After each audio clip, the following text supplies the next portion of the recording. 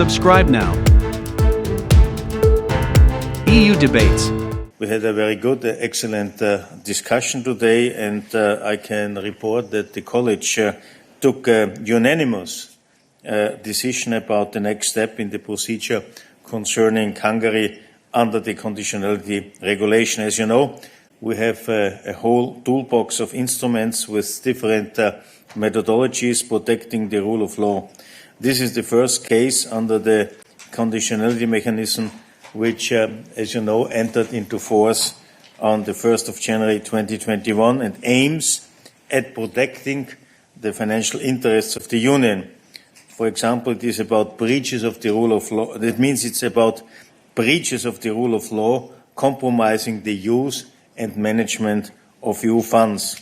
As President von der Leyen confirmed in this week's State of the Union address, the Commission will also protect our budget through the conditionality mechanism. In exactly this spirit, the Commission is proposing measures to the Council for the protection of the Union budget against breaches of the principles of the rule of law in Hungary. This case started when the Commission notified Hungary in April earlier this year about our concerns relating to breaches of the principles of law, rule of law, that create, and this is important because it's about the scope, a risk for the EU budget. This concerns first systematic irregularities and deficiencies and weaknesses in public procurement. Second, insufficiencies in addressing conflict of interest and concerns regarding public interest trusts. Third, weaknesses in the effective pursuit of investigations and prosecutions in cases involving Union funds, and finally, shortcomings in the anti-corruption framework. In July, the Commission informed Hungary of what budgetary protection measures we would propose to the Council unless Hungary developed adequate remedial measures to fix the issue we had flagged up.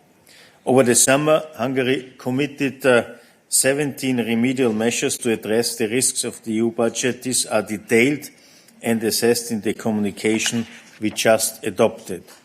With these measures, Hungary has made important and public commitments in the right direction, and I would like to explicitly welcome this constructive engagement, even if it was at a late stage, but what counts are indeed the results. So I give you some examples.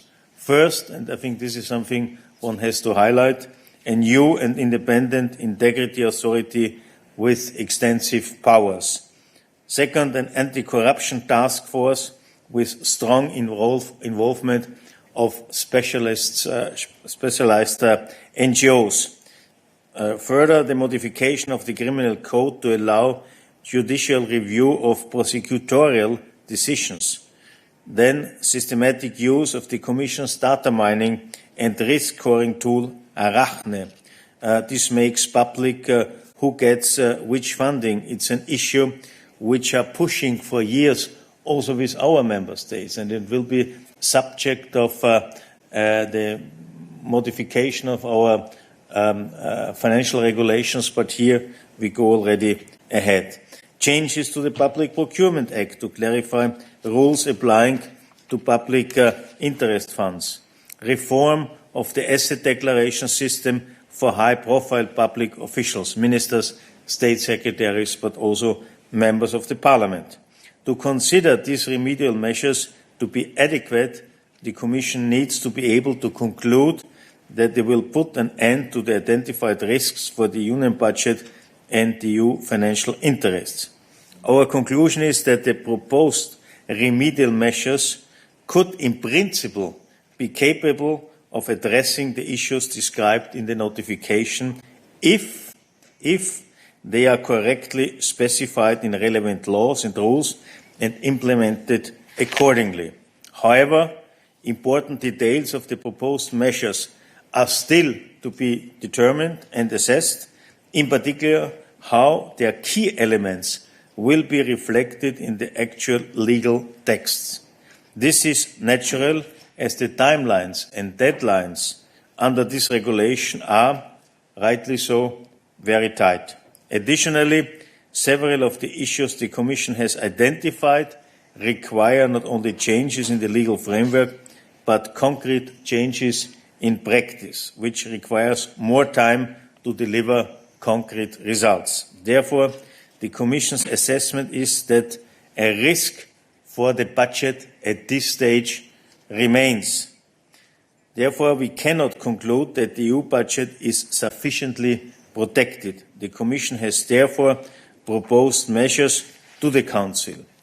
The Commission proposes a suspension of 65% of the commitments for 3 operational programmes under cohesion policy, amounting to an estimated amount of €7.5 billion, which is over 1/3 of Hungary's cohesion envelope, and the prohibition to enter into legal commitments with so-called public interest trusts is the second element.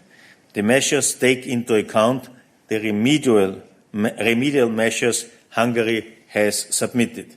The Commission will now monitor the situation. Hungary has committed to fully inform the Commission about the implementation of the remedial measures by 19th of November, as also outlined in the timeline published in our proposal. At that point, we will assess the situation again and act accordingly.